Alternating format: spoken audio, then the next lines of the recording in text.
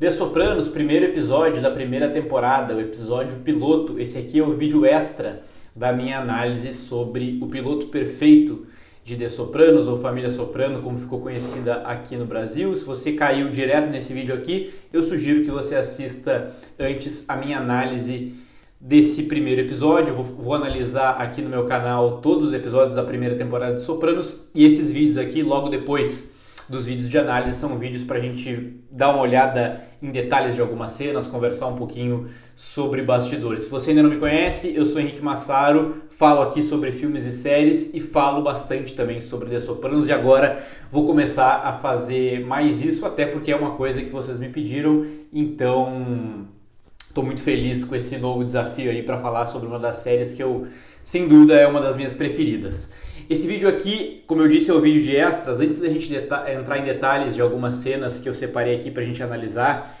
tem muita coisa para falar sobre cada cena específica, assim, que não dá pra gente falar exatamente na análise do episódio.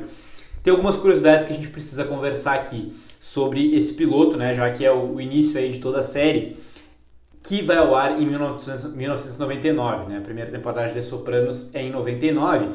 Porém, a primeira curiosidade já começa aí. O piloto foi gravado 2 anos antes, em 1997. Isso não é algo necessariamente incomum, é até bem comum, na verdade, as séries fazerem os seus episódios pilotos, mostram para as emissoras, enfim, para os responsáveis, e se aquele projeto ganha força, aí sim a série é desenvolvida. Mas isso acaba tendo muitas vezes aí um hiato aí de 2 anos, por exemplo, que é o que aconteceu com The Sopranos.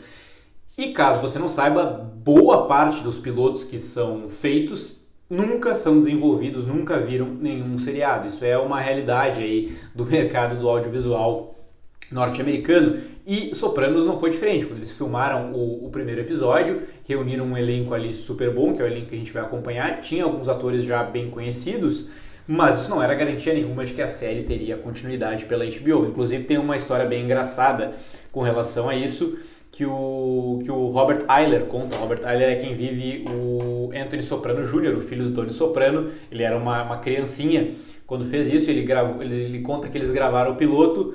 Ele foi contratado ali, né, para filmar o piloto, filmou, conseguiu fazer tudo e saiu contando para a família dele que tinha dado tudo certo. E a família fez uma festa em função disso. Ele ia ficar famoso, todo mundo ia ficar rico e a vida de todo mundo estava feita. E ele resolveu comentar isso com um cara chamado Tony Sirico, que nos deixou recentemente, faleceu em 2022, que é justamente o ator que vivia o Paulie Gualtieri. E aí ele disse pro jovem Robert Iler, um gurizinho, um menininho ali na sua frente: não é assim que funciona, a gente faz esses pilotos toda hora, já fiz vários.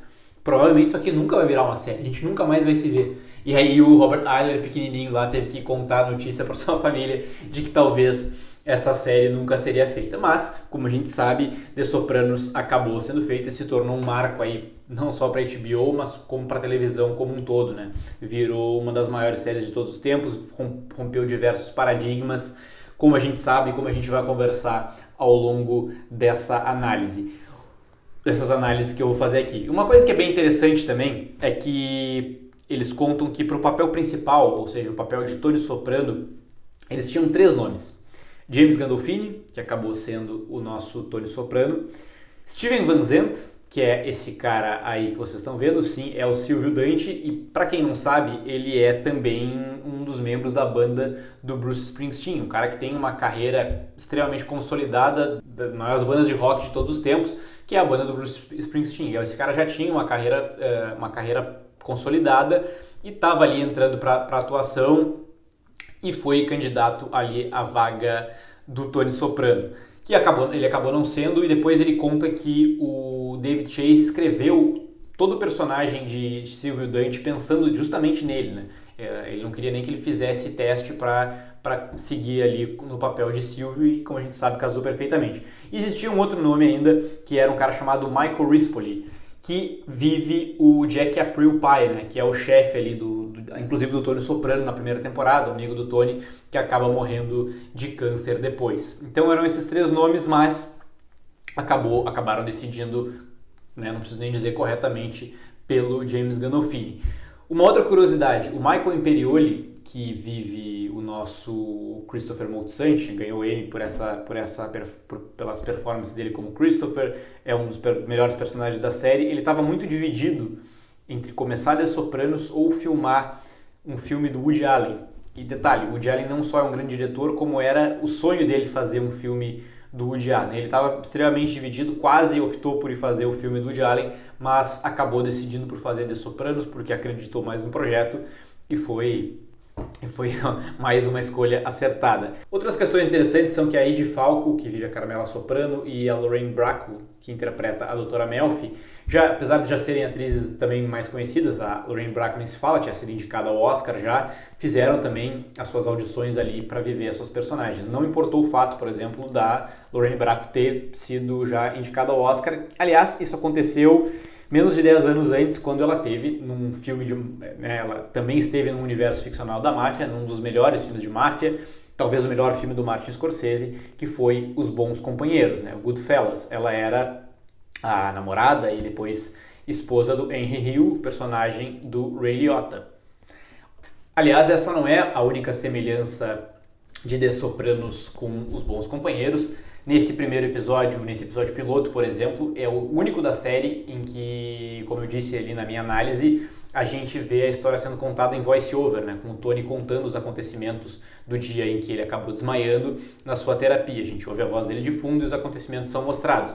Isso é muito parecido com o que faz o Henry Hill do Ray Liotta em Os Bons Companheiros, Inclusive, Os Bons Companheiros vão existir outras referências ao longo da série aos Bons Companheiros, porque essa é de fato uma grande inspiração para o David Chase. Ele disse, inclusive, que não existiria The Sopranos sem Goodfellas, sem Os Bons Companheiros. Então a gente vê aí a importância realmente desse filme para ele. Aliás, por falar em David Chase, que é o criador da série, esse episódio piloto foi um dos 2 únicos episódios que ele dirigiu. Ele dirigiu esse episódio, depois ele só voltaria a dirigir um episódio de The Sopranos no último episódio da série, que é lá em 2006, que é Made in America, o último episódio de The Sopranos. Então David Chase dirigiu o primeiro e o último episódio da série. Nesse miolo inteiro que temos aí, não contou com a direção dele. Ele escreveu episódios e tal, mas na direção ele teve só essas 2 vezes. Um outro detalhe, antes da gente entrar na questão das imagens, que é o que muita gente fala, uma curiosidade, a gente vai notar diferenças do personagem Tony Soprano nesse episódio piloto com todos os demais ao longo da série, principalmente no tamanho dele, no peso. Eles pediram para o ator engordar mais depois, e na questão da voz. A voz dele, o sotaque, mudou muito do piloto com relação a todos os outros episódios, porque isso foi uma coisa que foi conversada, ele precisava modificar um pouco o jeito de falar para se parecer mais com um gangster, um chefe mafioso especificamente de Nova Jersey. Então a voz do James Gandolfini de fato muda desse episódio piloto, que foi ao ar em 99, para todos os outros da série. Analisando algumas das imagens do primeiro episódio de The Sopranos, e The Sopranos vai ter ao longo de toda a série imagens incríveis, algumas delas quase que como verdadeiros quadros, de tão bonitas e de tão recheadas de significados que muitas vezes não são tão claros, eles são abertos à interpretação e são instigantes. Isso é uma das coisas mais legais dessa série. A gente começa com uma imagem que já é exatamente assim. O Tony tá, como eu disse no meu vídeo de análise, ele está posicionado aqui na sala de espera da Doutora Melfi, exatamente entre as pernas dessa estátua. Aqui está uma outra imagem da estátua, que é de uma figura feminina, uma escultura que eu pesquisei, não é nenhuma escultura famosa, provavelmente foi algo feito para a própria série, e ele está posicionado, voltando aqui, no meio das pernas.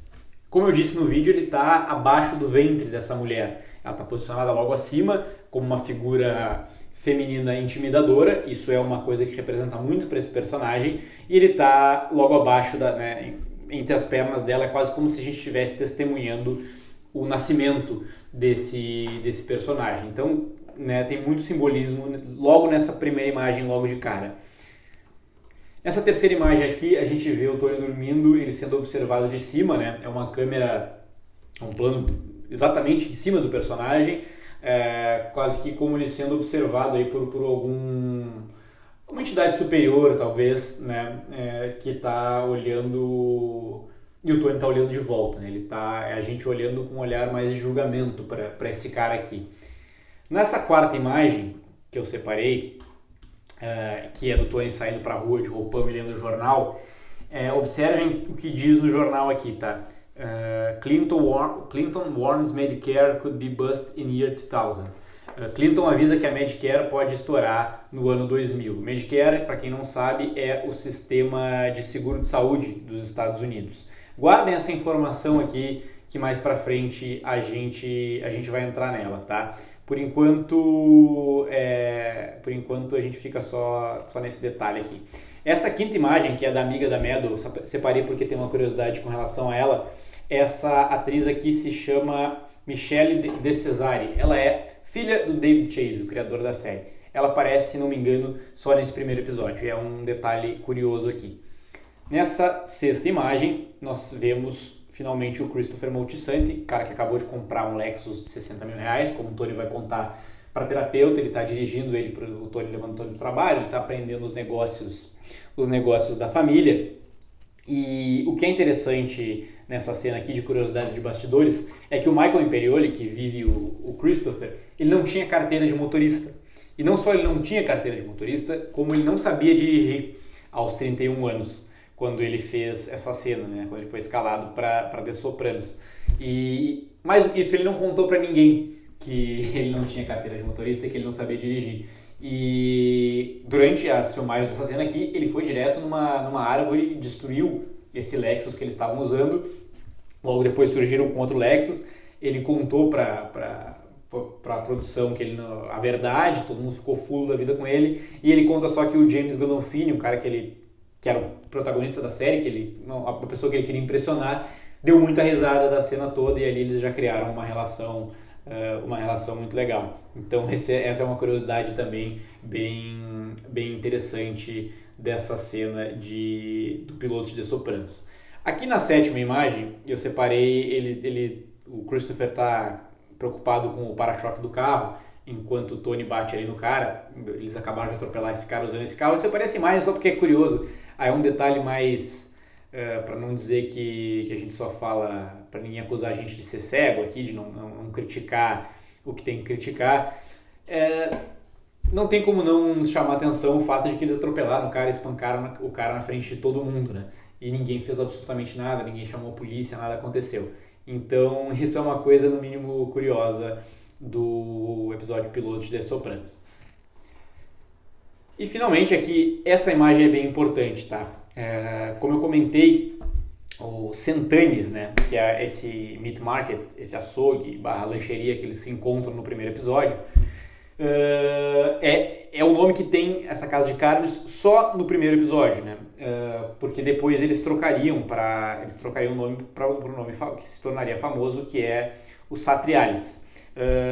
Eles usaram, isso de fato era uma casa de carnes de Nova Jersey que eles usaram para o episódio piloto, e no restante do seriado eles encontraram um lugar abandonado que serviu de locação, e aí sem explicação o local mudou o nome para Satriales. O que é curioso também com relação a isso é que, apesar de ter essa mudança do piloto para os episódios, para todos os outros episódios, de mudar o nome do açougue no qual eles se encontram na abertura de Sopranos, inclusive na abertura do piloto, tem uma imagem que mostra de fato a fachada do Satriales. Ela foi incluída, está aqui nessa nossa nona imagem.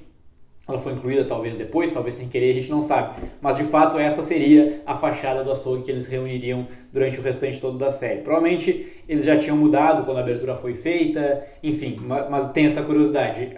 O ponto de encontro se chama Centanis, ele vai mudar só depois para Satriales, mas na abertura já tá Satriales.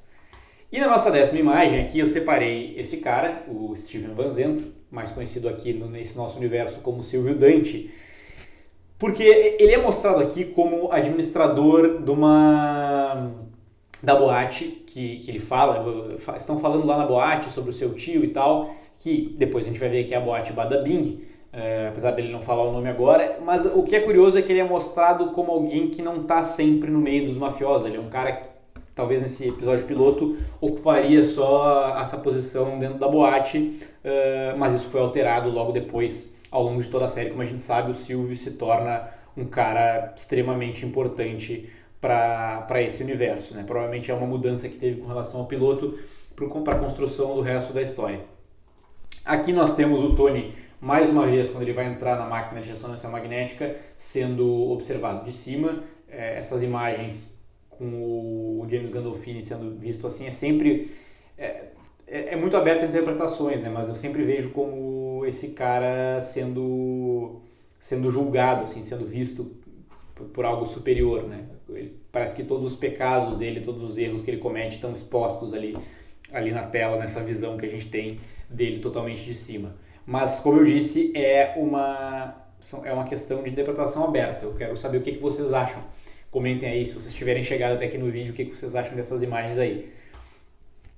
Aqui uma imagem bem interessante também, né, do que a gente vê o Christopher logo depois dele ter matado o Emil Kohler, e ele olha para essas cabeças de porco, né? Enfim, o que será que isso quer dizer? Ele se tornou um deles, o Emil Kohler também está nessa mesma situação que os porcos. O porco é um animal que tem bastante simbolismo também, né? E o que é interessante também, isso não está na imagem, mas eu falei no vídeo de análise, a música que toca é I'm a Man, né? É uma música muito conhecida e ela vai aumentando o volume, e para o Christopher isso simboliza isso mesmo, né? Ele vai ser um homem da máfia, essa é a grande ambição dele. Ele quer se provar, ele quer provar seu valor. Agora ele matou um cara para ajudar a organização. Então provavelmente agora ele já, sob aquele olhar, ele já é de fato um homem. Logo depois, na imagem seguinte, a gente vê a saída do Vesúvio, né, uma visão de fora do restaurante Duarte, que eu coloquei aqui não necessariamente pela imagem, mas por um fato curioso. Todo o dilema desse episódio, do Tony com o tio dele, é porque se o tio dele matar alguém dentro do restaurante do amigo, vai arruinar com o negócio do amigo. Mas um fato curioso é que talvez eles desconsideraram, mas existe um restaurante muito conhecido em Nova York que se chama Humberto's Clam House, onde aconteceu especificamente um assassinato muito conhecido, que foi o do Joey Gallo, que era um mafioso, né, muito, muito conhecido na época, nos anos 70, se não me engano. Ele foi morto dentro desse restaurante. E o que aconteceu foi que o Humberto's se tornou ainda mais famoso depois disso, como sendo o restaurante onde o Joey Gallo morreu. Então, onde aconteceu um grande assassinato da máfia. Inclusive no filme O Irlandês, o Frank Sheeran, né, o irlandês, ele reivindica para si o assassinato do Joey Gallo, mas existem versões que dizem que não foi ele que matou o Joey Gallo, mas na cena mostra de fato o Humberto's Clam House em Nova York. E, enfim, pro sucesso desse restaurante ter acontecido um assassinato ali não foi exatamente ruim, mas eles tinham essa preocupação aqui com o restaurante Duarte. Talvez se tivesse acontecido ali o homicídio, talvez o restaurante tivesse bombado ainda mais, né? Não querendo fazer trocadilho com o que de fato vai acontecer depois. Na nossa próxima imagem, a gente tem a Carmela com o padre em casa, conversando.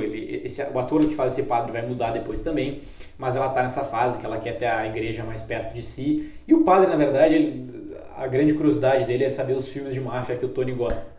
E eu botei essa imagem aqui porque na imagem seguinte, ela está falando aqui com o padre, né? Ela quer ter a igreja por perto, mas na imagem seguinte ela segura uma AK-47 que está guardada dentro do armário porque ela acha que está invadindo a casa. Então, como é rápida a transição ali, né, das atitudes dessa personagem. Então, sempre um fato curioso. Aqui nessa imagem a gente vê o Tony no Bada Bing. Tem algumas coisas que são interessantes da gente falar com relação a esse strip club. Primeiro, com relação ao nome, tá? O nome Bada Bing, ele surge de uma frase de O Poderoso Chefão. É a frase que o Santino Corleone fala quando ele está conversando com o Michael, e o Michael diz que quer matar o Capitão Soloso lá, e o próprio matar o Soloso e o Capitão McCluskey, né? Como ele vai fazer depois de fato no restaurante. E o Santino diz pra ele, que não sabe como é que é, vai ter que matar não é que nem no exército, tu atira de longe, tem que chegar bem perto e badabim, estourar os miolos do cara. É uma frase que ele improvisou, muito provavelmente, né, por conta de expressões que mafiosos de fato usavam, do qual ele acabou se aproximando para poder criar o personagem, mas se tornou uma frase muito icônica e é o nome do strip club do Tony Soprano.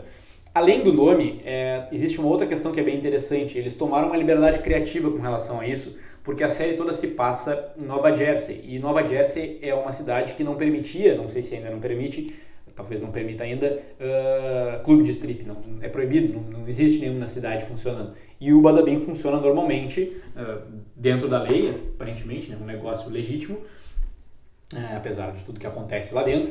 Mas eles tomaram essa liberdade porque resolveram simplesmente ignorar que não poderia existir isso dentro de Nova Jersey. Eles tomaram essa liberdade criativa aí. Essa imagem do Tony que está aparecendo na tela é interessante de observar porque ele está com esse fundo azul aqui. Essa é a parte que ele está conversando com o Hash e com o Christopher sobre os planos que eles têm para cobrar dinheiro do cara e fazer aquele golpe que eles vão dar no seguro de saúde, dos exames fictícios. Então é interessante que eles estão conversando, eles são o único ponto iluminado ali, e o Tony, quando tem a ideia, ele vai falar, ele sai, vai para a escuridão, ele vira tipo um monstro nas sombras aqui, e quando ele tem a ideia, quando ele vem falar, ele sai dessa sombra, assim, aí o rosto dele fica iluminado. Então é uma construção bem interessante da gente observar também. E uma questão que é legal também é que a ideia que ele tem com relação a dar o golpe no seguro de saúde, né, quando ele vê a placa do HMO lá, quando eles batem no cara, talvez tenha alguma ligação com a notícia que ele estava vendo lá no início do episódio, quando ele sai para o jardim e vê essa questão falando sobre o seguro de saúde, o sistema de seguro de saúde dos Estados Unidos. É uma coisa bem singela, pode não ter nada a ver, mas pode ser uma coisa que tenha de fato a ligação com a ideia que ele vai ter mais tarde nesse episódio. E uma coisa que a gente, de certa forma, pode afirmar com tranquilidade sobre The Sopranos é que nada é por acaso. Se tem algum elemento ali que sugere alguma coisa que de fato acontece depois, provavelmente aquilo foi pensado pelo David Chase, pela produção como um todo. Então, provavelmente não é por acaso que essa notícia está aqui na capa do jornal e que depois ele vai ter essa ideia quando ele olha ali para a placa e depois ele vai falar pro Hash e pro Christopher. Nessa outra imagem, a gente tem o Tony Soprano. Eu botei duas imagens. Olha como é curioso. Ele chegando no restaurante com a sua amante.